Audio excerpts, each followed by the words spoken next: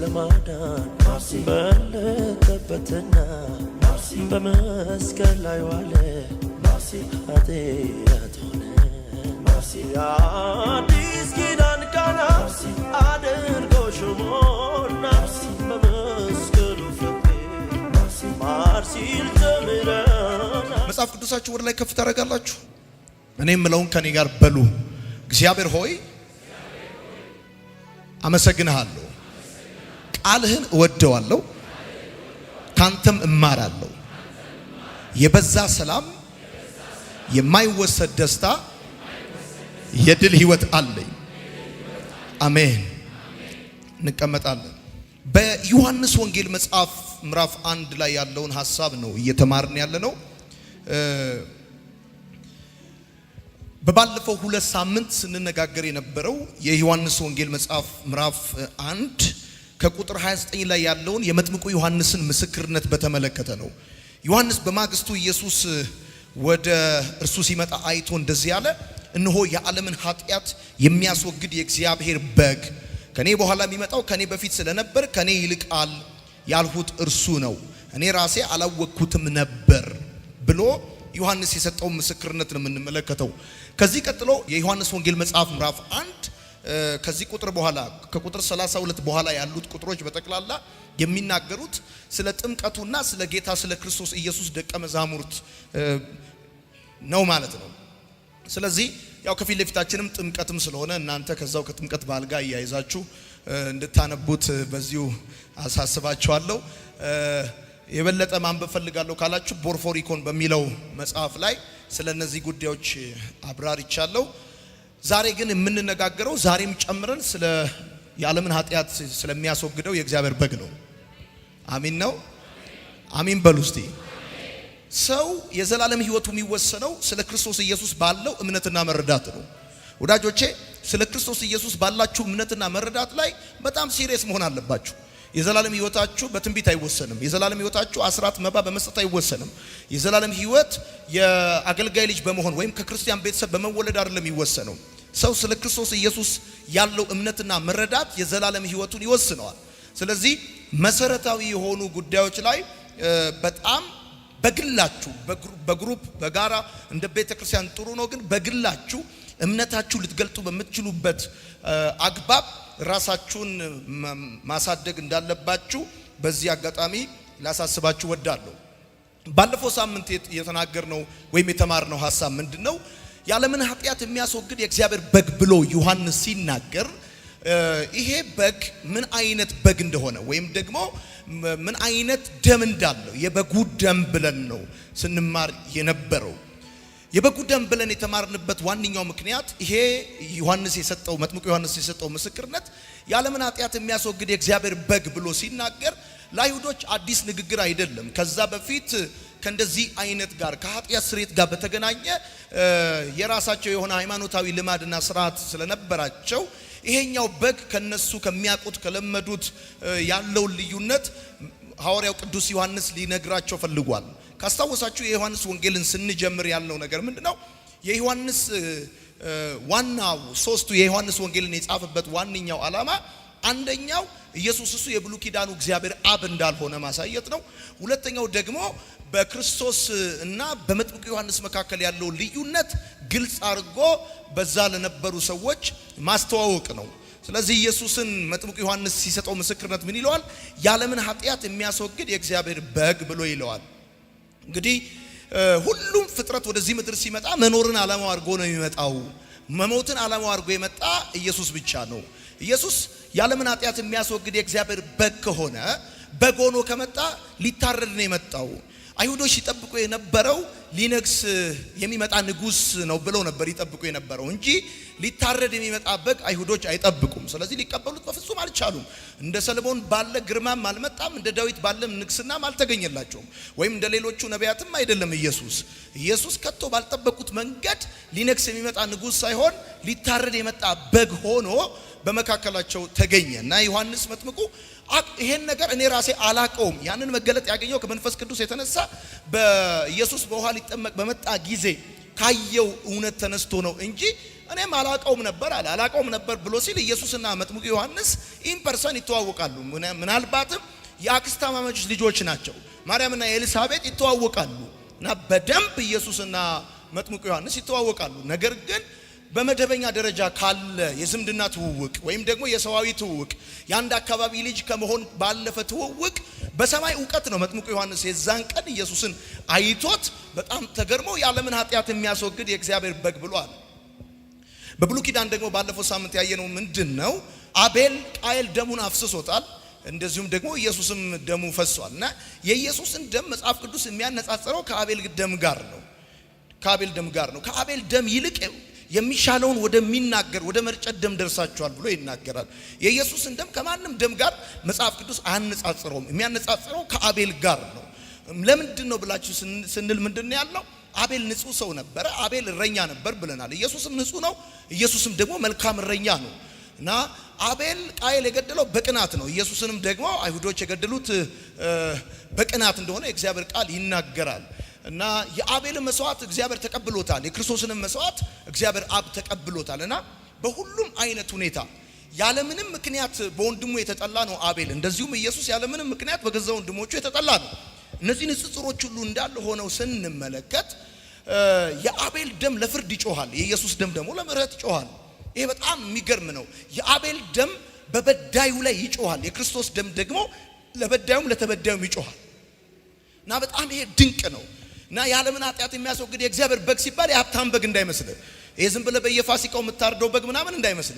ደግሞ የእግዚአብሔር ቃልም እንደሚናገረው ታውቃላችሁ፣ የፋሲካውን በግ አለ ከመራራ ቅጠል ጋር ብሉት አለ። ወዳጆቼ የፋሲካውን በግ ከመራራ ቅጠል ጋር ብሉት ሲል ፋሲካ መውጣት አይደል? ከጨለማ ከባርነት መውጣት ነውና ሰዎች እየመረራቸው ነው ባይተወይ ካሉበት ጨለማ ካሉበት እስራት የሚወጡት። እና ለዚህ ነው ወንጌል ሲሪየስሊ ሲነገር ሰዎች ይመራቸዋል፣ ሰዎች ያንገሸግሻቸዋል። ምክንያቱም የእግዚአብሔር እውነት ለሰዎች አይመችም፣ ለሰዎች ደስ አያሰኝም። እና ኢየሱስም ስጋዬን ያልበላ ደሜን ያልጠጣ ብሎ ሲናገር ብዙዎች ናቸው ፊታቸውን አዙሮ ከኢየሱስ የተለዩትና መራራ ስትሮንግ የሆነ እውነት ነው መጽሐፍ ቅዱሳችሁ ላይ የምታገኙት። ዛሬም ደግሞ ኮስተር ብለን ስለ ደቀ መዛሙርቱ ስለ ጥምቀቱ አንማርም። በዮሐንስ ወንጌል መጽሐፍ ምዕራፍ 1 ውስጥ የመጨረሻው ምዕራፍ ነው የምንማረው። ዛሬም ደግሞ የምንማረው ስለ ደሙ ነው። ባለፈውም የተማርነው ስለ ደሙ ነው አይደለም? ዛሬ የምንማረው ስለ ደሙ ነው። ስለዚህ ምን ብለናል? በባለፈው ሳምንት በበጉ በደሙ ውስጥ ድምጽ አለ። የዓለምን ኃጢአት የሚያስወግድ የእግዚአብሔር በግ ሲባል የፈሰሰው ደም ውስጡ ድምጽ አለው፣ የሚናገር ድምጽ አለው። ዛሬ ደግሞ የምንማረው የበጉ መንገድ ብለን ነው። ጻፉ፣ የበጉ መንገድ እና የዓለምን ኃጢአት የሚያስወግድ የእግዚአብሔር በግ አለ። እና ኢየሱስ ክርስቶስ የዓለምን ኃጢአት የሚያስወግድ የእግዚአብሔር በግ ነው፣ የእግዚአብሔር በግ ነው። ይሄ በግ ደግሞ የመጣው ሊታረድ ነው። የሚታረድ ከሆነ ደግሞ ደሙ ሊፈስ ነው የመጣው። እና ይሄ በግ ደም አለ እና የደሙ መንገድን ነው የምናየው።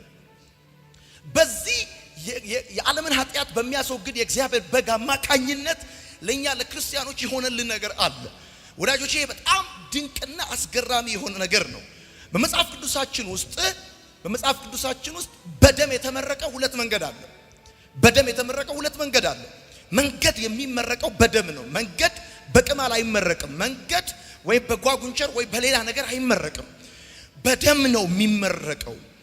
የዕብራውያን ጸሐፊ ይህን በደንብ አድርጎ ሐዋርያ ጳውሎስ እንደሆነ እስማማለሁ ያስቀምጥልናል። ማወቅ ያለብን መሰረታዊ ነገር ምን መሰላችሁ? ሰው ከኤደን ገነት ሲወጣ የወጣው በልቶ ነው። ሰርቶ አይደለም የወጣው፣ በልቶ ነው የወጣው። በልቶ የወጣው የሰው ልጅ የሚመለሰው በልቶ ነው። ሲወጣ በልቶ እንደወጣ ሁሉ ሲመለስም በልቶ ነው የሚመለሰው። ለዚህ ነው ኢየሱስ እኔ የሕይወት እንጀራ ነኝ ያለ። በፊትም ያስወጣቸው መብል ነው፣ አሁንም የሚያስገባቸው መብል ነው። ሰዎች ኢየሱስን የሕይወት እንጀራ አድርገው ካልተቀበሉት በስተቀር እንደገና ወደ እግዚአብሔር ሐሳብ ወደ እግዚአብሔር መንግስት ይገቡ ዘንድ ከቶ አይቻላቸው። እና ከዚህ አንጻር ይሄ የዓለምን ኃጢአት የሚያስወግድ የእግዚአብሔር በግ የከፈተልን መንገድ አለ፣ የመረቀልን መንገድ አለ። እና በመጽሐፍ ቅዱሳችን ውስጥ በዮሐንስ ወንጌል መጽሐፍ ምዕራፍ 1 ቁጥር 29 ላይ የዓለምን ኃጢአት የሚያስወግድ የእግዚአብሔር በግ ተብሎ በተጠቀሰው በዚህ የእግዚአብሔር በግ አማካኝነት የተከፈተ መንገድ አለ። እና በመጽሐፍ ቅዱሳችን ውስጥ ሁለት መንገድ አለ። የምትጽፉ ሰዎች ሁለት መንገድ አለ። የመጀመሪያው መንገድ ከግብጽ ወደ ከነዓን ከግብጽ ወደ ከነዓን ነው። ምድራዊ መንገድ ነው። ምድራዊ መንገድ ነው። ሁለተኛው ደግሞ መንፈሳዊ መንገድ ነው። መንፈሳዊ መንገድ ነው። መንፈሳዊ መንገድ ነው። ከሲኦል እስከ ጽዮን ነው። ኢየሱስን በማመናችሁ ከናንተ ቤት እኛ እዚህ ቸርች የመጣችሁ ከመሰላችሁ ተሳስታችኋል። በዕብራውያን መጽሐፍ ምዕራፍ 9 ቁጥር 18 ላይ እግዚአብሔር ቃል እንደዚህ ይላል። እዛ ጋር ታገኛላችሁ። ስለዚህ የመጀመሪያው ኪዳን እንኳን ምን ይላል? በደም ያለ ደም የጸና አልነበረም። የመጀመሪያው ኪዳን ራሱ ያለ ደም የጸና አልነበረም ማለት ምን ማለት ነው? የእስራኤል ሰዎች ከግብጽ የወጡት እኮ በፋሲካው በግ ደም አማካኝነት ነው። ሰዎች ብዙ ጊዜ የሚመስላቸው ለምሳሌ 10ቱ ሕግጋት ለእስራኤላውያን የተሰጣቸው ከግብጽ ከወጡ በኋላ ነው እንጂ ግብጽ እያሉ አይደለም ሕጉ የተሰጣቸው። ከግብጽ ወጥተው ሲና ምድረ በዳ ከደረሱ በኋላ እግዚአብሔር አምላክ ኑሯቸው እንዲስተካከል ስለፈለገ በግብጽ ሲኖሩ ሳለ ከግብጻውያን የተጋባባቸው ጣዖት አምልኮ ወይም ደግሞ እግዚአብሔራዊ ያልሆነ የህይወት አይነት ስላለ እሱን ለማስተካከል እግዚአብሔር አምላክ በሲና ምድረ በዳ ሕግ ሰጣቸው። ከዚህ በፊት ተናግሬያለሁ። ስለዚህ የእስራኤልን ሕዝብ ከረጅም ዓመታት ባርነት ያወጣቸው የፋሲካው በግ ነው እንጂ ሕጉ አይደለም። ሕጉ አይደለም። በጣም ብዙ የኛ ዘመዶች የማይረዱት ነገር እሱ ነው። ሕጉ ጋር ሄዶ ስቲክ ያደርጋሉ። ሕጉ አይደለም የእስራኤልን ሕዝብ ከባርነት ያወጣው፣ ከሞት ያወጣው፣ ከጨለማ ያወጣው፣ ከስራት ያወጣው በጉ ነው። በጉ ደግሞ ታርዶ ነው ያወጣቸው። የሞት መልአክ የእስራኤልን ሰዎች ያለፋቸው መቃናቸው ላይ በተቀባው ደም አማካኝነት ነው እንጂ ፈርዖን ቤት ሊገባ ያልፈራ የእግዚአብሔር የሞት መልአክ እነሱ ቤት ከመግባት የሚከለክለው ማንም የለም። የሞት መልአክ አይቶ የሚያልፈው ደሙ ያለበትን መቃም ብቻ እንደነበር ታስታውሳላችሁ። ከኔ ጋር ናችሁ? ጌታ ይባረክ። ስለዚህ የእስራኤል ሰዎች ከግብጽ የወጡት በፋሲካው ደም አማካኝነት ነው። በመሰረቱ በቅባል ሲመታው፣ በጓጉንቸር ሲመታው፣ በስንት ነገር ሲመታው ያለቀቃቸው ፈርዖን በፋሲካው ደም አማካኝነት የሞት መልአክ አልፎ የፈርዖን ቤት በኩር ሲመታ፣ የግብጽ ቤት በኩር ሲመታ አለቅም ብሎ የነበረው ፈርዖን የለቀቀው ከፋሲካው በግ ደም በኋላ ነው። ከኔ ጋር ናችሁ? ከፋሲካው በግ ደም በኋላ ነው የለቀቃቸው። ኦኬ። ስለዚህ የፋሲካው በግ በግብጽ ሳሉ ሲታረድ የከፈተው ከግብጽ እስከ ከነዓን ነው። የከፈተው ምድራዊውን መንገድ ነው። ኢየሱስ በቀራንዮ መስቀል ላይ ሲታረድ የከፈተው ደግሞ ከሲኦል እስከ ጽዮን ያለበትን ነው። የፋሲካው በግ መንፈሳዊውን መንገድ አልከፈተውም። ምድራዊውን መንገድ ነበር የከፈተው። ኤርትራን ነበር የከፈተው። የፋሲካው በግ ደም መንፈሳዊውን በር አልከፈተውም። የእግዚአብሔርን መንግስት በር አልከፈተውም። የፋሲካው በግ የከፈተው የተአምራት መንገድ ነው። ተአምራት እንደሚያዩበትን መንገድ ነው የከፈተላቸው።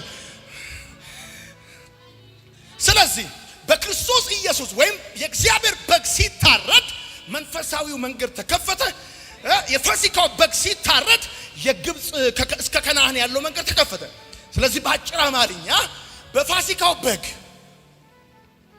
በፋሲካው በግ አማካኝነት ከግብጽ እስከ ከነዓን ይሄ መንገድ ምድራዊ ነው። ይሄኛው መንገድ ደግሞ መንፈሳዊ ነው። ይሄ ከሲኦል እስከ ጽዮን ነው። እስከ ጽዮን ነው። ወዳጆች አንድ እውነት ልንገራችሁ። በፋሲካው በግ ደም አማካኝነት ጉዞ የጀመሩ የእስራኤል ሰዎች ሁሉ ወደ ግብጽ አልገቡም። አንዳንዶቹ መንገድ ላይ ቀርተዋል። እዛኛው መንገድ ላይ መቅረት የሚባል ነገር አለ።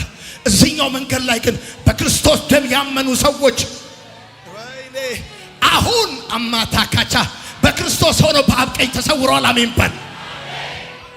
ብዙዎች ከነዓን ሳይደርሱ በምድረ በዳ ቀርተዋል። ብዙዎች ሞተዋል። ብዙዎች ወድቀዋል። በዛኛው መንገድ ሞት ሊያቆማቸው ችሏል፣ ወይም ደግሞ ሳይደርሱ ቀርተዋል። እነግራቸዋለሁ፣ በዚህ በክርስቶስ ኢየሱስ ያመናችሁ ሰዎች፣ በደሙ ያመናችሁ ሰዎች ከዘላለም ሕይወት የሚያስቀራችሁ አንድም ኃይል የለም። እስቲ በደም ባርካችሁ አሜን በሉ። እገባለሁ አልገባም እደርሳለሁ አልደርስም አይባልም። እገባለሁ አልገባም ብሎ ጥያቄ የሚያድርበት ሰው ስለ ደሙ አያውቅም። በክርስቶስ ደም አማካኝነት ስለተከፈተለት መንገድ አያውቅም። ይሄኛው መንፈሳዊ መንገድ ነው። በዚህ መንገድ ላይ ማንም ጉዞ ጀምሮ ጉልበት አጥቶት አይቀርም፣ አቅም አጥቶ አይቀርም። ማታ ካቻቲ ለባ የሰማኝ ሰው ብቻ ካለ አሜን ይበለኝ። ልደክም ትችላለህ፣ ልትሳሳት ትችላለህ፣ በብዙ ሁኔታ አቅም ልታጣ ትችላለህ። ግን ነግርሃለሁ የጀመርከው መንገድ የደሙ መንገድ የክርስቶስ መንገድ ይሄ መንፈሳዊ መንገድ በድል ትጨርሰዋል። አሜን ይባላል። በድል ትጨርሰዋል። አሜን ይባላል። መቅረት የሚባል ነገር አይታሰብም። ማታካቻቲ ለፋቲ ዮሐንስ እንደዚህ ያለ የዓለምን ኃጢአት የሚያስወግድ የእግዚአብሔር በግ አላቸው። ከጥቂት ጊዜ በኋላ ከ3 ዓመት ተኩል በኋላ ይሄ በግ በቀራንዮ መስቀል ላይ ሲታረድ መንፈሳዊው መንገድ ወለል ብሎ ይከፈታል። እንዴት? የቀደመው ኪዳን ኦልድ ቴስተመንት የቀደመው ኪዳን ራሱ በደም ነው የጸናው ይላል ዕብራውያን ጸሐፊ አይደለም? አዲሱስ በዕብራውያን መጽሐፍ ምዕራፍ 10 ቁጥር 19 ምን ይላል? ይሄው እንደዚህ ይላል፣ እንግዲህ ወንድሞች ሆይ በመረቀልን በአዲስና በሕያው መንገድ የሚመረቀው በደም ነው። ወይኔ የአዳምና ሔዋን ከኤደን ገነት ሲወጡ እግዚአብሔር ተመልሰው እንዳይገቡ በሚገለባበት ኪሩብ ዘጋው። ያ የተዘጋ መንገድ መከፈት አለበት። ይሄን ደግሞ ሊከፍት የሚችል አንድ ብቻ ነው። ማላፋቲካ አንድ ብቻ ነው። ለሰው ልጆች ተዘግቶ የነበረው የህይወት መንገድ በክርስቶስ ኢየሱስ ተከፈተ።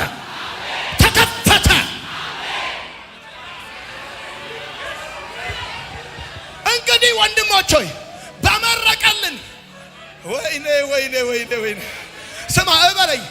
ዶክተር አብይ ሄዶ ሃይዌውን እስኪመርቀው ድረስ ሃይዌውን እንዲህ ያየን ፒስታ ውስጥ እየተንገጫገጭ ነበር የምንሄደው።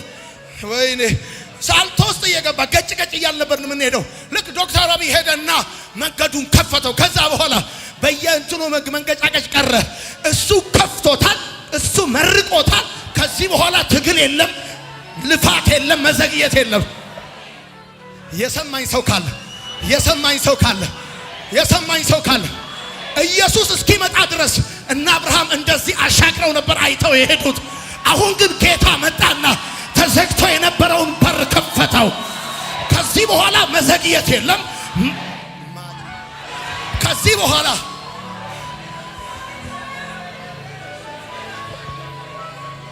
እንደዚህ ይላል፣ በአዲስና በሕያው መንገዱ ይገርማል። አዲስ ነው። በጣም ብዙ ሰዎች የማይረዱት ነገር መሰለ። በኒው ቴስተመንት አማኞች ወደ ዘላለም ሕይወት የምንሄድበት መንገድ የኦልድ ቴስተመንቱ ይመስላቸዋል። ጌታ ኢየሱስ የኦልድ ቴስተመንቱን መንገድ ሊጠግነው የመጣ አውራ ጎዳና አይደለም። በጣም ብዙ ሰዎች ይመስላቸው ምንድነው የቀደመችው ትእዛዝ አልተሻረችም፣ ሕጉ አልተሻረም ምን ይላሉ። እነግርሃለሁ በኦልድ ቴስተመንት የነበረው መንገድና በአዲስ ኪዳን ያለው መንገድ አንድ አይደለም። ለምሳሌ እንግዲህ ወንድሞቼ በመረቀልን በአዲስና በሕያው መንገዱ አዲስ ነው፣ ደግሞ ሕያው ነው። ከዛ ወደ ቅድስት በኢየሱስ ደም በመጋረጃው ማለትም በስጋው በኩል እንድንገባ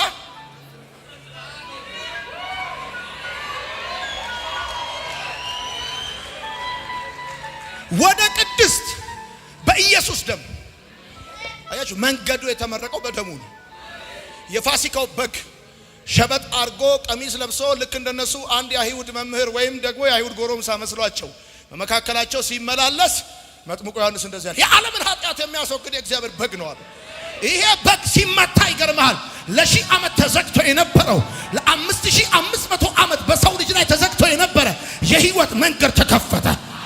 እስቲ በደንብ አርጋችሁ አሜን በሉ።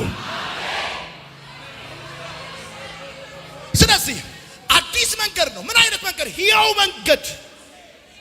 መንገድ አዲስ መንገድ ነው። በቀድሞ መንገድ ብትሄድ አትደርስም። ይገርምሃል፣ አትደርስም። ጌታ ይባረክ። እስቲ አሜን በሉ። እስቲ ምን አይነት ነገር ነው? በመጀመሪያው መንገድ መርጣችሁ ነው የምትጓዙት፣ በሁለተኛው መንገድ ተመርጣችሁ ነው የምትጓዙት። በመጀመሪያው መንገድ መርጠህ ነው ፈልገህ ነው የምትጓዘው፣ በሁለተኛው መንገድ ግን ተፈልገህ ነው። በክርስቶስ የተመረቀው መንገድ ይቀርምሃል። ፈልገው አይደለም ጉዞ የጀመርከው፣ ተፈልገህ ነው። አሜን ይባላል። ከየጫት ቤቱ ከየሺሻ ቤቱ ከየሞት ጎዳናው በክርስቶስ ኢየሱስ ፈልጎ አመጣ። አልፈለግነውም ነበር ፈለገን፣ አልወደድነውም ነበር ወደደን፣ አልመረጥነውም ነበር መረጠን። ሁለቱ መንገዶች ይገርማል። በመጀመሪያው መንገድ ይኸውልህ፣ የመጀመሪያው መንገድ የሩጫ መንገድ ነው። ሁለተኛው መንገድ የምርጫ መንገድ ነው። የምርጫ መንገድ ነው። በደም ስማኝ። የመጀመሪያው መንገድ ወደ ማርና ወደ ወተት የሚያደርስ መንገድ ነው። ሁለተኛው መንገድ ግን ወደ አብ የሚያደርስ መንገድ ነው። በፋሲካው በግ ደም አማካኝነት የእስራኤል ሰዎች ከግብፅ ወጥተው የት መሰለ የደረሱት? ማርና ወተት ወደምታፈሰው ምድር ነው የደረሱት። እግዚአብሔር ጋር አልደረሱም። እግዚአብሔር ጋር አልደረሱም። የመጀመሪያው መንገድ የእስራኤል ሰዎች ሕግ እየጠበቁ መስዋዕት እየሰዉ ዋኖስ እየሰዉ በግ እየሰዉ ፍየል እያመጡ የሄዱበት መንገድ እግዚአብሔር ጋር አገባቸው፣ እግዚአብሔር ጋር አላደረሳቸውም። የመጀመሪያው መንገድ ማርና ወተት ጋር ያደረሳቸው። ሁለተኛው መንገድ ግን በክርስቶስ ደም አማካኝነት ምንድነው መጽሐፍ ይላል? ሁላችን በአንድ መንፈስ ወደ አብ መግባት አለናል። እኔ አለ ጌታ እውነትም አለ መንገድም ነኝ። ይሄ በግ ያለምን ኃጢአት የሚያስወግድ እግዚአብሔር በግ የተባለው እሱ መንገድ ነው። ይገርማል። በግ ብቻ እንዳይመስል መንገድ ነው። ወደ አብ መድረስ አለና ይገርማቸዋል። የመጀመሪያው መንገድ የታምራት መንገድ ነው። የታምራት መንገድ ነው። ሁለተኛው መንገድ በክርስቶስ ኢየሱስ የተመረቀው መንገድ፣ በዚህ በፋሲካው በግ በእግዚአብሔር በግ የተከፈተው መንገድ በጣም የሚገርም ነው። ይሄ አንተን ካላስገረመ በጣም ነው ማዝ ነው። የህይወት መንገድ ነው።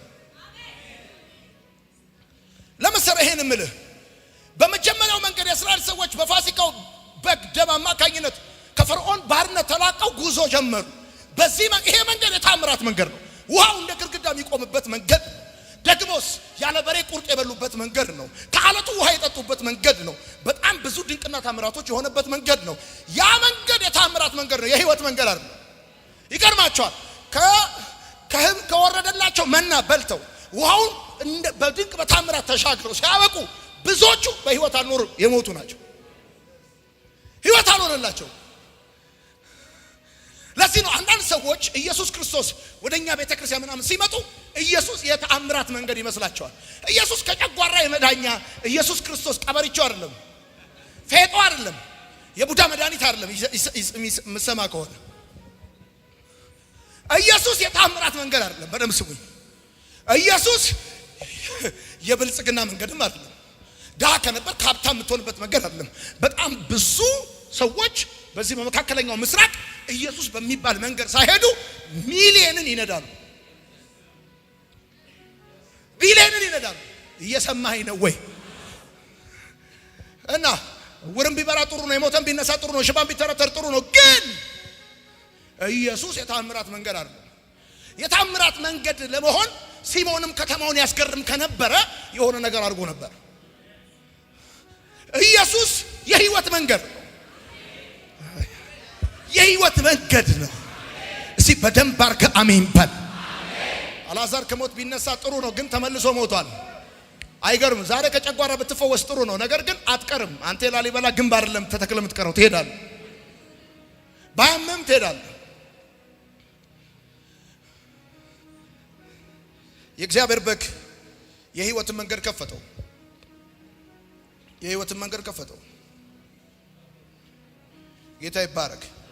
እስቲ በደንብ አድርጋችሁ አሜን በሉ። ይገርማችኋል። በመጀመሪያው መንገድ ይሄ የመጀመሪያው የፋሲካው በግ ይሄ ደግሞ የእግዚአብሔር በግ። ይሄኛው ምድራዊ ነው፣ ይሄ መንፈሳዊ ነው። ይሄኛው የታምራት ነው፣ ይሄ የህይወት ነው። የህይወት ምን ይሄኛው በግ የህይወት በግ ነው። ይሄኛው የታምራት በግ ነው። የታምራት በግ ነው። በደንብ ስሙኝ። ይሄኛው በግ በድንጋይ ውስጥ ውሃ ነው ያኖረው። በድንጋይ ውስጥ ውሃ ነው ያኖረው። በምድረ በዳ ሙሴ አለቱ ሲመታው ውሃ ወጣ። በፋሲካው በግ የእስራኤል ህዝብ ተጉዞ ድንጋዩ ሲመታ በመሰረቱ ውሃ በባህር ልብ እንጂ በድንጋይ ልብ አይኖርም። ለምስሙኝ ይሄኛው የፋሲካው በግ በድንጋይ ልብ ውስጥ ውሃ ነው ያኖረው። ልብ ውስጥ ውሃ ነው ያኖረው። ይሄኛው ግን በሰዎች ልብ ውስጥ ህጉን ነው ያኖረው። መጽሐፍ ቅዱስ እንደዚህ ይላል፣ የሰው ልብ ክፉ ነው ይላል። ይሄ የሰው ልብ ክፉ ነው የተባለው ልብ ውስጥ የእግዚአብሔር ቃል ሲናገር እንደዚህ ይላል፣ ህጉን አኖረባቸው። ህጉን አኖረብን። በዕብራውያን መጽሐፍ ምዕራፍ 10 ምን ይላል? 10 ቁጥር 15 ሉክ መንፈስ ቅዱስም ደግሞ ስለዚህ ይመሰክርልናል፣ ከዚያ ወራት በኋላ ከእርሱ ጋር የምገባው ኪዳን ይህ ነው ይላል ጌታ፣ በልባቸው ሕጌን አኖራለሁ። የመጀመሪያው የፋሲካው በግ በድንጋይ ልብ ውስጥ ውሃን ያኖረው። የእግዚአብሔር በግ ግን በሰው ልብ ውስጥ ሕጉን ያኖረው። የሰው ልብ እኮ ክፉ ነው። ድንጋይ ብሎ እንደው መጽሐፍ አንድ ሌላ ቦታ ይገልጸዋል። የሚገርም ነው። የሚገርም ነው። ኦኬ፣ በጣም ይገርማችሁ ነገር ልንገራችሁ። በመጀመሪያው የፋሲካው በግ ወይም ደግሞ በመጀመሪያው መንገድ የመጀመሪያው መንገድ የሥርዓት መንገድ ነው። የሥርዓት መንገድ ነው። እቺን ከመጻፋችሁ በፊት እዩኝ። የሥርዓት መንገድ ነው። ሊቀ ካህኑ ገብቶ በአመት አንዴ ሥርዓት ይፈጽማል። ሥርዓት ይፈጽማል። ሌሎቹም እየገቡ ይፈጽማሉ። ለኃጢአታቸው መስዋዕትን ይዘው ይመጣሉ። የቀደመው መንገድ የፋሲካው በግ የከፈተው መንገድ ሥርዓት ነው እንጂ የፈጸመው የእግዚአብሔርን የልቡን ፍቃድ አልፈጸመም። Do you know that በኦልድ ቴስተመንት የነበሩ ሰዎች የመንጻት ሥርዓት ሲፈጽሙ መስዋዕት ሲያቀርቡ ሥርዓት ተፈጽሞ እንጂ የእግዚአብሔር የልቡ ሐሳብ ፍቃዱ ተፈጽሞ እንዳልሆነ፣ እናንተ ግን ስትድኑ የእግዚአብሔር ፍቃድ እንደተፈጸመ የእግዚአብሔር የልቡ ሐሳብ ተፈጽሟል። በምን? በእናንተ ድነት ውስጥ። እንዴት? የእግዚአብሔር ቃል ሲናገር እንደዚህ ይላል። ሉክ ይሄንን የመጀመሪያው ኪዳን የአምልኮ ሥርዓትና ምድራዊ መቅደስ ነበረው። ሁለተኛውስ? በዚያን ጊዜ እንደዚህ አልኩኝ፣ ስለኔ በመጽሐፍ እንደተጻፈ አምላክ ሆይ እነሆ ፍቃድህን ለማድረግ መጥቻለሁ። ኢየሱስ እኔና እናንተን ያዳነን ፍቃዱን ፈጽሞ ነው እንጂ ሥርዓት ፈጽሞ አይደለም። ወይኔ ወይኔ! በእኔ መዳን ውስጥ እቺን ነገር ልንገራችሁ። ከሩቅ ሀገር የሚመጣ ሰው በግ ይዞ ወይም ፍየል ይዞ ይመጣል። የቀደመው ሥርዓት በጉን እንጂ ሰውየውን አይፈልገውም። ወይኔ! ሰውየውን አይፈልገውም፣ ሰውየውን አይቀበለውም። መስዋዕቱን ይቀበላል፣ ሰውየውን አይቀበለውም። አሁን እኮ ይገርማቸዋል። የእናንተን አይፈልግም፣ እናንተን ይፈልጋል። በጉን ያመጣና እርግቡን ያመጣና ፍየሉን ያመጣና ዋኖሱን ያመጣና ለሊቀ ካህኑ ወይም ለካህኑ ከሰጠው በኋላ መስዋዕቱን ይዞት የመጣው ሰውዬ ከሚገለጠው ክብር ጋር ምንም አይነት ንክኪ የለውም። ተሳስቶ ከገባ ይመተዋል። መስዋዕቱን ይቀበላል፣ ሰውየውን አይቀበልም። ደግመዋለሁ፣ መስዋዕቱን ይቀበላል፣ ሰውየውን አይቀበልም። የእግዚአብሔር በግ ግን ስማ፣ መዝሙርን ተቀብሎ አንተን ባይቀበል፣ አስራትን ተቀብሎ አንተን ባይቀበል፣ መባህን ተቀብሎ አንተን ባይቀበል፣ ይገርማል። በጣም ነው የሚገርምህ። እዚህ መተህ ስትዘምር መዝሙርንም ይቀበላል፣ አንተንም ይቀበላል። ወይኔ ወይኔ ወይኔ! ከዚህ በፊት የነበረው ሥርዓት መስዋዕቱን ይቀበላል፣ ሰውየውን አይቀበልም። አሁንስ የሚዘምር ካለ፣ የሚያመልክ ካለ፣ የሚጸልይ ካለ ሰውየውንም ይቀበለዋል፣ መዝሙርንም ይቀበለዋል። ቆይ እግዚአብሔር ዝማሬን ሊቀበለኝ ይሆን ብሎ በምሰጋ ሰው ነግርሃለሁ፣ እንኳን እግዚአብሔር ዝማሬን ቀርቶ አንተንም ተቀብሏል። አሜን ነው። ይሄ እኮ የእግዚአብሔር በግ ድንቅ እኮ ነው። የከፈተልን መንገድ እኮ ድንቅ ነው። ምን አይነት ነገር ነው ባካችሁ ወዳጆቼ? ሰዎች እናንተን ባይፈልጓችሁ የእናንተን ቢፈልጉ ምን ይሰማቸዋል? እናንተን ባይፈልጓችሁ የእናንተን ቢፈልጉ። የፋሲካው በግ ከታረደ በኋላ ነገር ተቀየረ። ከዚህ በፊት መስዋዕቱን ነበር። ጌታ ይባረክ። በጣም የሚገርማችሁን ነገር ልንገራችሁ። ይሄኛው የፋሲካው በግ በከፈተው መንገድ ላይ ስትጓዙ፣ ይሄ መንገድ የፍርሃት መንገድ ነው። ሙሴ ራሱ ምንድነው ያለው? እፈራለሁ ምንቀጠቀጥም አለው ማለት የፍርሃት መንገድ ነው። ይሄኛው ግን አባባት ብለን የምንጮህበትን የልጅነትን የዋስትና መንገድ፣ የደስታ መንገድ።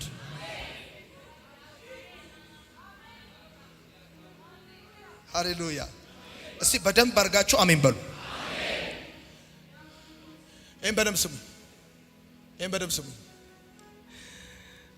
በኦልድ ቴስተመንት በጉ ታርዶ ኃጢአት አይስተሰረይም ነበር። ታውቃላችሁ?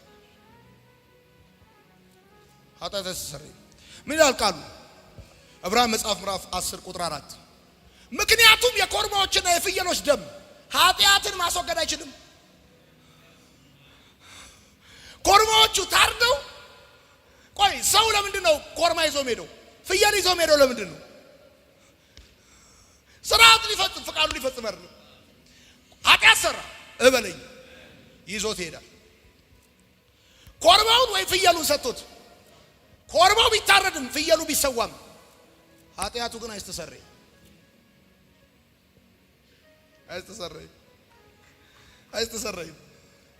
ቀጥያ አንድ ምነግራችሁ ድንቅ ነገር አለ።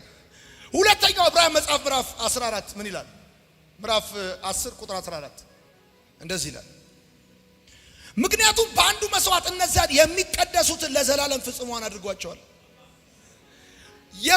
ስማ ያው ፍየልና ኮርማ ታርዶ እበለኝ ሰው ከኃጢአቱ አይነጻም። ፍየልና ኮርማ ታርዶ ሰው ከኃጢአቱ አይነጻም። ይሄኛውስ ምን ይላል?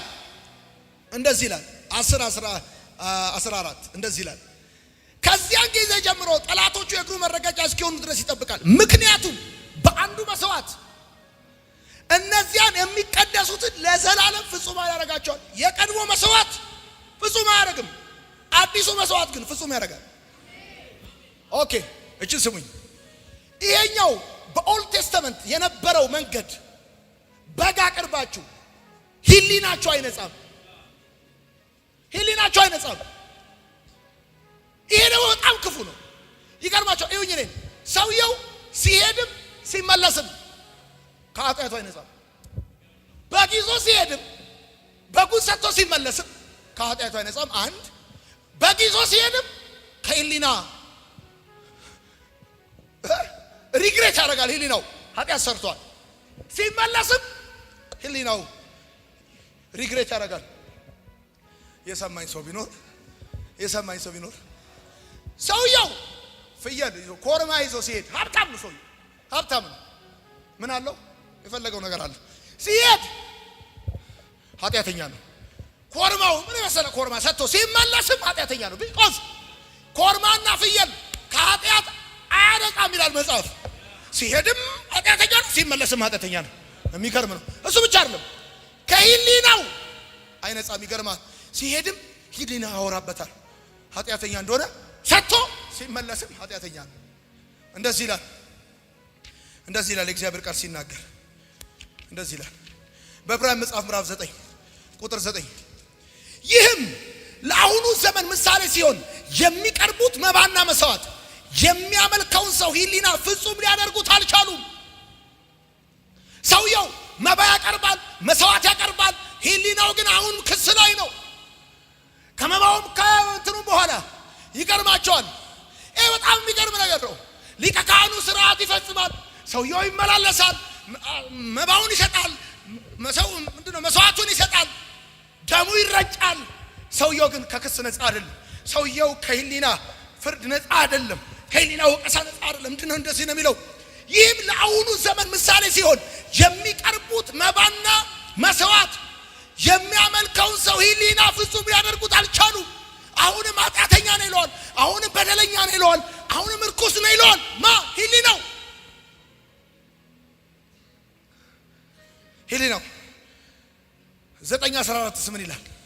በዘላለም መንፈስ አማካኝነት ራሱን ነውር አልባ መስዋዕት አድርጎ ለእግዚአብሔር ያቀረበው የክርስቶስ ደም ሕያው እግዚአብሔርን እንድናመልክ ህሊናችንን ከሞተ ስራ እንዴት ይበልጥ ያነጻ ይሆን? ወይኔ ወይኔ ወይኔ! የክርስቶስ ደም ህሊናችንን ከሞተ ስራ ያነጻዋል። አንተ የቀደመው ህሊናን አያነጻውም፣ ይሄኛው ህሊናን ያነጻዋል። ዳሷይ እኮ ለዚህ እኮ ነው ታውቃለህ። ወደ ጌታ ከመጣን በኋላ ድሮ እዛ እበለኝ እንዲህ ስደንስ የነበር ገበለኝ አሁን መጥቶ እበለኝ ልክሰስ ብሎ ቢላሰብ ማንም በክርስቶስ ቢሆን አዲስ ፍጥረት ነው። እነሆ አሮጌው አልፏል፣ ሁሉ አዲስ ሆኗል። ወይኔ ወይኔ ወይኔ ወይኔ! መጥቶ ሊያሸማቅቅ ሲፈልግ አያሸማቅቅም። እየዘመርክ እያለ በአማረ ቅኔ ምናምን እያልክ እያለ የዛሬ 2 ዓመት ትዝ አይልም ምናምን አታስታውሰውም ራሱ። አሁን ለዚህ ነው በጣም ብዙዎቻችሁ ረስታችሁታል። ይገርማችኋል፣ ረስታችሁታል። እንኳን አይደለም ልታስታውሱት ቀርቶ ወይኔ ወይኔ! ሰው ራሱ ሲያወራላችሁ ትዝ አይላችሁ። እኔ ለዚህ ነው ታውቃላችሁ በጣም ብዙ ሰዎች በክርስቶስ ደም አማካኝነት በክርስቶስ ደም ካላመኑ አይምሯቸው ከጸጸት ነፃ እንደማይወጣ በጸጸት ውስጥ ነው የሚኖሩት። ለምሳሌ የዓለምን ኃጢአት የሚያስወግድ የእግዚአብሔር በግ ምናልባት ያ የቀድሞ ስርዓት ኃጢአት ሊሸፍን ይችላል። ኃጢአት ግን ሊያስወግድ አይችልም። ስማ፣ በክርስቶስ ኢየሱስ ካመንክ በኋላ ካለብህም የእንግሊዘኛ ጉድ እንጂ የአማርኛ ጉድ የለብህም። የምን ጉድ ነው? እንግሊዘኛ ጉድ ነው፣ የአማርኛ ጉድ የለም።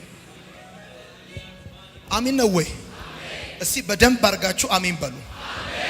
የመጀመሪያው ይገርማችኋል የቁጣ ነው። ይሄኛው ግን የጸጋ ነው። የመጀመሪያው የቅጣት ነው፣ ይሄ ግን የምህረት ነው።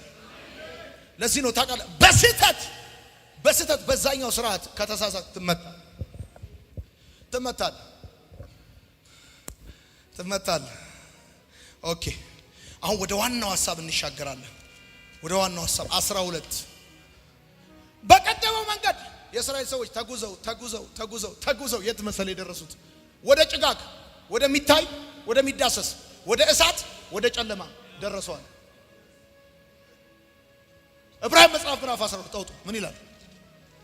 12 ቁጥር 18 ምን ይላል? ሊዳሰስ ወደሚችለውና በእሳት ወደሚቃጠለው ተራራ ወደ ጨለማ ወደ ጭጋጉና ወደ አውሎ ንፋሱ አልደረሳችሁም። እነዛኛዎቹ ወደ እኔ ደረሱ። እኔ ነኝ የእስራኤል ሰዎች ተጉዘው የደረሱት ወደ ሚታይ፣ ወደ ሚዳሰስ፣ ወደ እሳት፣ ወደ ጭጋግ፣ ወደ ጨለማ ነው የደረሱት። እናንተ ግን ወደሚታይ፣ ወደሚዳሰስ፣ ወደ እሳት፣ ወደ ጭጋግ፣ ወደ ጨለማ አይደለም የደረሳችሁት። ቆይ ጭጋግና ጨለማ ማለት መሰለ የማይቀበላቸውና የሚቃወማቸው ማለት ነው። ስርዓቱ ራሱ የቀደመው ስርዓት የእስራኤልን ሰዎች አይቀበላቸውም፣ ይቃወማቸዋል። ይገርማል። እነሱን አይቀበልም፣ ከተጠጉት ደግሞ ይመታቸዋል፣ ይገስባቸዋል። ምን አይነት ነገር እንደሆነ እኮ አልደረሳችሁም። በደም ስማኝ። በቀደመው ስርዓት እግዚአብሔር ሲገለጥ በሲና ተራራ ጭጋግ ሆነ፣ ጨለማ ሆነ። ስማ፣ እግዚአብሔር ድምፁን አሰማቸው። በአዲሱስ ፊቱን አሳያቸው።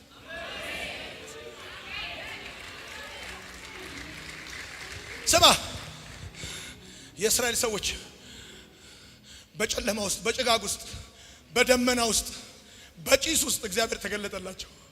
እናንተ ግን አለ የፋሲካው በግ ከታረደ በኋላ አለ ዕብራውያን ጸሐፊ አንብበው ወደ ጽዮን ተራራ፣ ወደ ጽዮን ተራራ፣ ወደ እግዚአብሔር ከተማ፣ ወደ በደስታ ወደ ተሰበሰቡ የመላእክት ህብረት፣ ከዛስ ወደ ጻድቃን መናፍስት፣ ወደ በኩራት ማህበር፣ ወደ እግዚአብሔር አብ።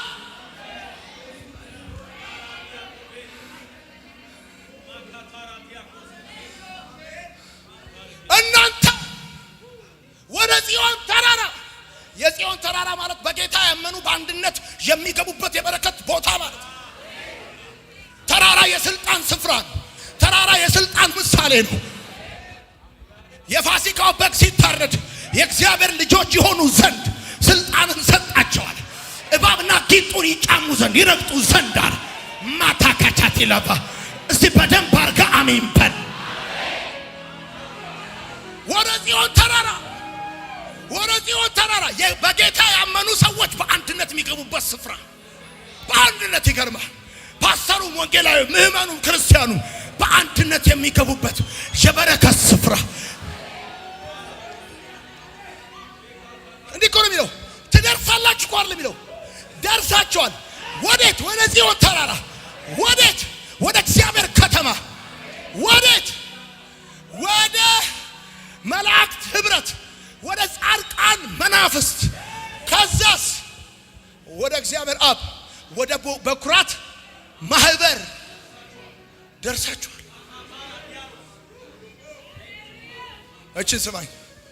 በክርስቶስ ኢየሱስ የፋሲካው በግ ሲታረድ እኛ ክርስቲያኖች ወደ እግዚአብሔር ተራራ፣ ወደ ጽዮን ተራራ፣ አማኞች በጌታ ያመኑ አማኞች የሚገቡበት ተራራ ስልጣን ነው ብያቸዋለሁ። ወደ እግዚአብሔር ከተማ አይልም ይላል አይልም?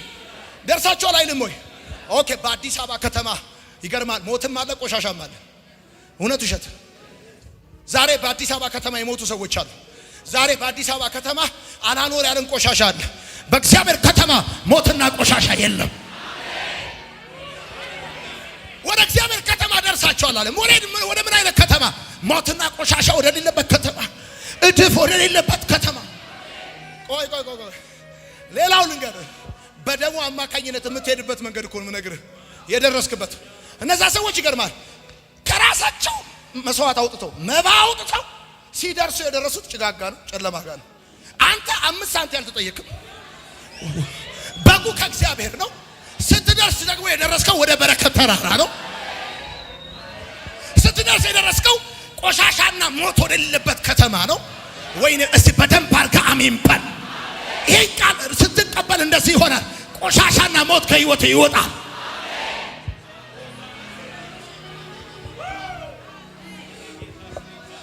እችል ነገራችሁ። ከዛ ዕብራውያን ጻፊ ሲናገር እንደዚህ ይላል።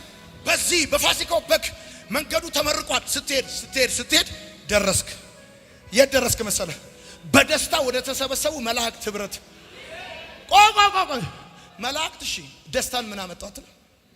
ደስታ ምን አመጣው መሰለህ? በኦልድ ቴስተመንት እግዚአብሔር በደመና በጭጋግ በጨለማ ሲገለጥ የሚሰበሰቡ መላእክቶች በቁጣ ነው የሚሰበሰቡት። የሰው ልጆች ሊጣሉ ነው መላእክቶቹ የሚሰበሰቡት። በክርስቶስ በኩል ህይወት ሲሆንልህ ጆይን የምታደርገው የመላእክት ህብረት በደስታ ነው። የተቆጣ መልአክ አይደለም ባንተ ዙሪያ ያለው። ወይኔ በደስታ ካለ የሚዘምር መልአክ ማታካቻ ታላፋ። ሰው በቀድሞ መንገድ ቢሄድ ሊደርስ የሚችለው ወደ ተቆጡ መላእክቶች ህብረት ነው። ዮሐንስ ወንጌል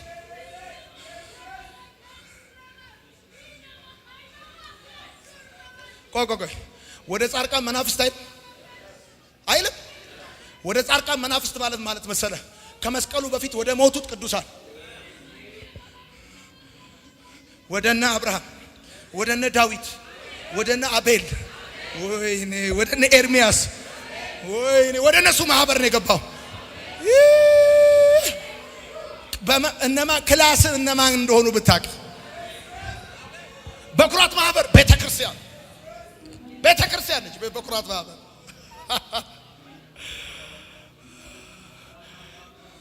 ደርሳችኋል። ወደፊት ትደርሳላችሁ መሰለህ። ደርሳችኋል። ኦሬዲ እዚህ ጋር ይሰራል። እዚህ ጋር ኦሬዲ የቱ ጋር የሚሰራው? እዚህ ጋር ነው የሚሰራው። ወደ ደርሳቸዋል። ወደ እግዚአብሔር ከተማ ቆሻሻና ሞት ወደ ሌለበት ወደ በረከት፣ ወደ ስልጣን፣ ወደ አውቶሪቲ ወላ እዚህ ግቡ ማንባል ምስኪን ሰዎች ነን እኮ ኢየሱስን ካገኘን በኋላ ይገርማል። እንኳን ሰው ሰይጣን ይቀናብናል። ሰይጣንን እኮ አንደፋድፈን ነው የምናስወጣው እኮ። ውጣ ነውጣ ውጣ ብያለሁ። ወደ ስልጣን፣ ወደ አውቶሪቲ እንዳመጣችሁ፣ ወደ አውቶሪቲ እንዳመጣችሁ። ደሙ ኃይል ጉልበቴ ብላችሁ የዘመራችሁት መዝሙር ብቻ እንዳይመስላችሁ። ደሙ ኃይል ጉልበቴ ብላችሁ የዘመራችሁት መዝሙር ብቻ እንዳይመስላችሁ። ወደ አውቶሪቲ ነው የወጣችሁት። በደሙ ምን ሆነ? በደሙማ የሆነው ነገር እንደዚህ ነው። በደሙ መንፈሳዊ መንገድ ተከፈተ። በደሙ ምን ሆነ? በጣም በሚገርማችሁ ሁኔታ ወደ ጽዮን ተራራ፣ ወደ እግዚአብሔር ከተማ በደስታ ወደ ተሰበሰቡ መላእክት ማህበር ገባችሁ፣ ደረሳችሁ። እሱ ብቻ መሰላችሁ እንዴ? የተአምራት መንገድ አይደለም የተከፈተላችሁ፣ የህይወት መንገድ ነው።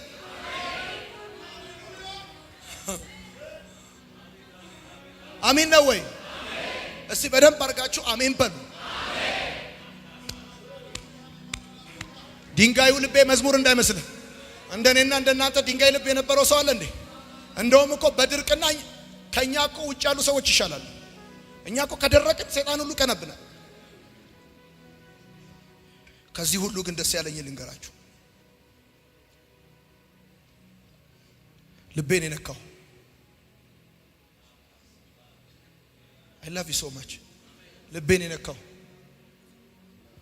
ከቅፍርናሆም ከቤተልሔም ከተለያየ አካባቢ መስዋዕት ይዘው መጥተው፣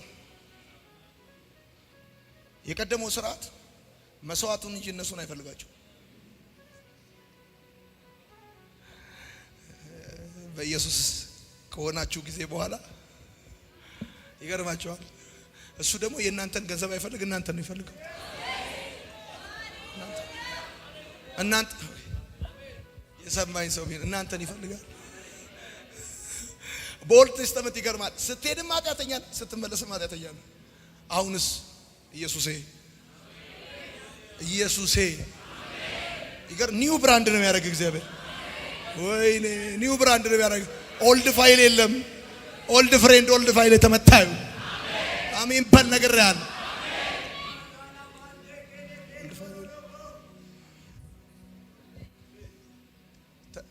ጸልያለ። ክርስቶስ እንደም በህይወት ላይ ታውጃለ። ከዛስ ሰይጣን እድል ፋንታ ያለው ይከስ ዘንድ አይችልም። ይገርም። እሱ ብቻ መሰለ እንዴ? በኦልድ ቴስተመንት ድምጹን ያሰማቸዋል፣ ፊቱን ይከለክላቸዋል። ጨለማ ውስጥ ሆኖ ነው የሚገለጥላቸው። አሁን ግን በጉ ብርሃን ሆነ። ወይኔ በጉ ብርሃን፣ ኖ ሞር ዳርክነስ። ለምን ካልከኝ ጨለማ የለም። ጨለማ ከሌለ ሞት የለም። ጨለማ ከሌለ ሞት የለም። ጨለማ ከሌለ ባርነት የለም። ማላፋታ ካቻቲ ላባታ ለምን መሰል? በጉ ብርሃናችን ሆነ።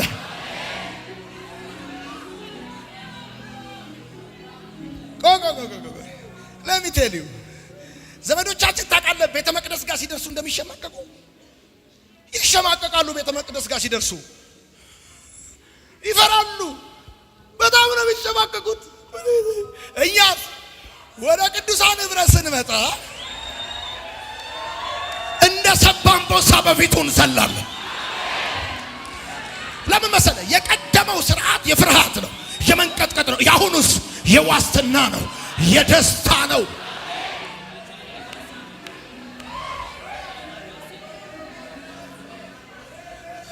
ብራዘር ተራሰው አይደለም፣ ባለስልጣን ወደ ጽዮን ተራራ ደርሳችኋል። ተራራ የአውቶሪቲ ምሳሌ። you are authorized ማታካቻታ። አንተ ተራሰው አይደለም፣ እግዚአብሔር ምስክሬ ነው። ክልክል ነገሮች ከዚህ በኋላ በመንገድህ ላይ አይኖርም። እንደ ባለስልጣን ትወጣለህ፣ እንደ ባለስልጣን ትገባለህ። የክርስቶስ ደም ኃይልክ ነው። አሜን ይባላል። ኖ ሞር ፍርሃት። ደግሞ መንፈስ ቅዱስ ምንድነው ያለ ዛሬ? የጀመርከው መንገድ አይቋረጥም። ትደርሳለህ ካልኩ ቦታ ትደርሳለህ። ትገባለህ ወዳልኩ ወደ ወደዛ ቦታ ትገባለህ። ለምን መሰለ? መንገድን የከፈተው የእግዚአብሔር ደም ነው፣ የኢየሱስ ደም ነው።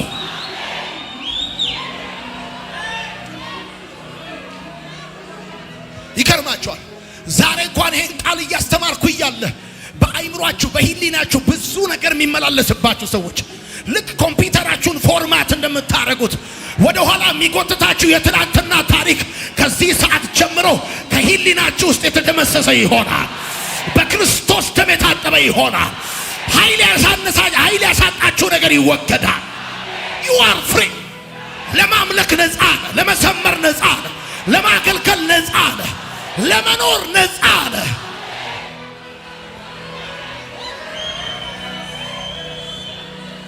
ከህሊና የማያነጻው የቀድሞ ስርዓት ነበር። ይሄኛው ስርዓት ግን ህሊና ሊያነጻ የሚችል ጉልበት አለ። እንግዲያውስ እንደዚህ እነግርሃለሁ፣ ሁል ጊዜ እየመጣ የሚያስጨንቅ ትዝታ አይደለም። እየመጣ ትዝታው ሊያስጨንቅ ቀርቶ ያ ጊዜና ያ ቦታ ያ ሁኔታና እነዛ ሰዎች ተመልሰው ወደ ህሊና ካይመጡ ወራጆቼ፣ ሰውን ከምንም በላይ የሚያስጨንቀው ነገር ምን መሰላችሁ? ከኃጢአት በላይ ጉልበት እንዲያሳጣው የሚያደርገው የኃጢአት ትዝታ ታውቃላችሁ። የኃጢአት ትዝታ ሰውን ከኃጢአት በላይ ጉልበት ያሳጣዋል። እግዚአብሔር ይቅር ብሎታል፣ እሱ ግን ትዝታውን በጭንቅላት ተሸክሞ ይሄዳል። እስቲ አሜን በሉ። እስቲ አሜን በሉ።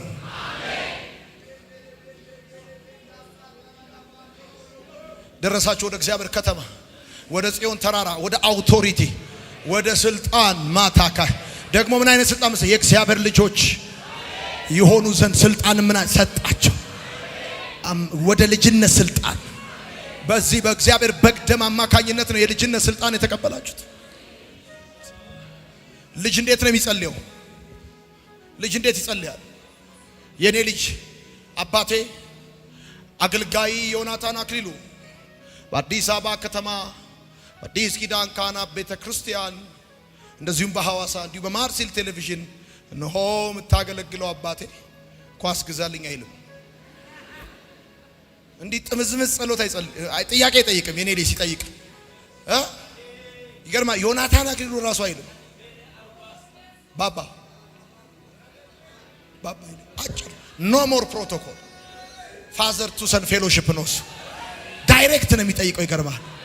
ልጅነቱ የገባው ጴንጤ ሲጸልይ እንዲህ ሊማሊሙ አይደለም የሚጸልየው፣ እንዲህ አይደለም። ቀጥታ ፋዘር አይ ታንክ ዩ ፋዘር ሎርድ ሃሌሉያ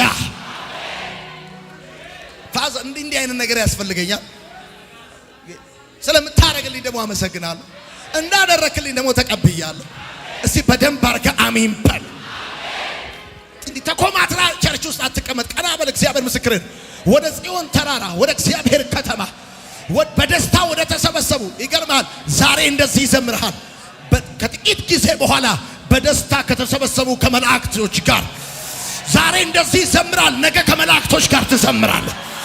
ዛሬ እዚህ ቤት ዘምራል፣ ነገ በበጉ ፊት ትዘምራል። ማታካቻታ ጨለማ በሌለበት፣ ፍርሃት በሌለበት፣ እሳት በሌለበት በበጉ ፊት ትዘምራል። you are not ordinary። አንተ ተራ ሰው አይደለም፣ አንቺ ተራ ሴት አይደለሽም።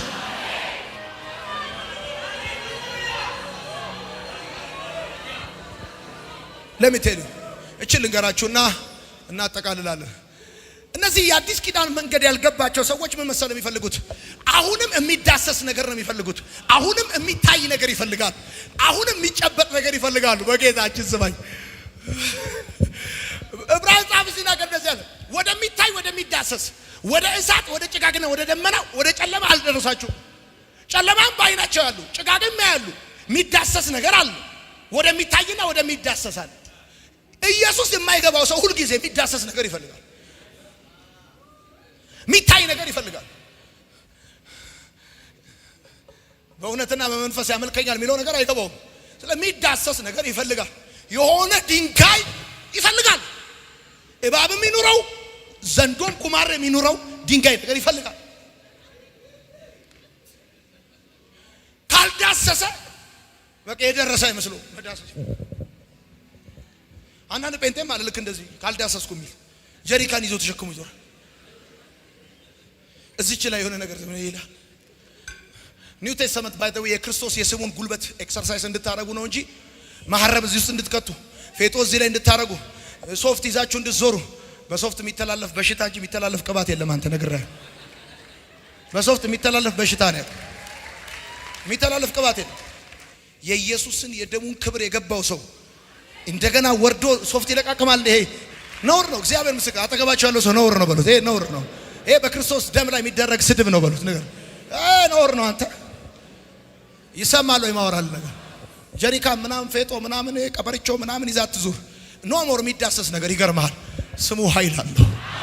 ምሽግን ሁሉ የሚያፈርስ ነው። ስሙ የጌቶች ጌታ የነገስታት ንጉስ። ሃሌሉያ። ኦኬ ወደሚታይ ወደሚዳሰስ እኛ የሚታይ የሚዳሰስም ነገር አንፈልግም። እኛ አንድ ነገር ወደ የደረስንበት ነገር ገብቶናል። ወደ ጽዮን ተራራ ወደ እግዚአብሔር ከተማ በደስታ ወደ ተሰበሰቡ መላእክት። ለዚህ እኮ ነው ሁሌ የምንዘምረው ደስ ይለናል። ይገርማል። ቀና ስንል አይናችን ተከፍቶ የምናየው መልአክ የተናደደ መልአክ አይደለም። አብሮን የሚያሸበሽብ መልአክ ነው ያለው። ወይኔ አብሮ ከሚያሸበሽብ በቀድሞ ስርዓትስ ልክ እግዚአብሔር ሲገለጥ በተራራ ላይ የተናደደ መልአክ ጠቅላላ ይሄኛው መልአክን ይዘምራል። ይገርምሻል። አንቺ ራይ ስትዘምሪ ድምጽሽ ሲሰማ እግዚአብሔርን በሚፈሩ ሰዎች ዙሪያ መላእክት ይሰፍራል። ባንቺ ዙሪያ ያለ መልአክ ጠቅላ የሚዘምር መልአክ፣ ለእግዚአብሔር ምስጋና በደስታ የተሰበሰበ መልአክ። ሃሌሉያ ሃሌሉያ ሃሌሉያ። ወደ ውስጥ ስለመጣ ይሄን ቃል ይሄን ጸሎት ጸለይኩላችሁ። የተራሰው ሞት አትሞቱም በኢየሱስ። የተራሰው ሞት አትሞቱም በኢየሱስ። መንገድ ላይ እንደ ውሻ አትሞቱም በኢየሱስ።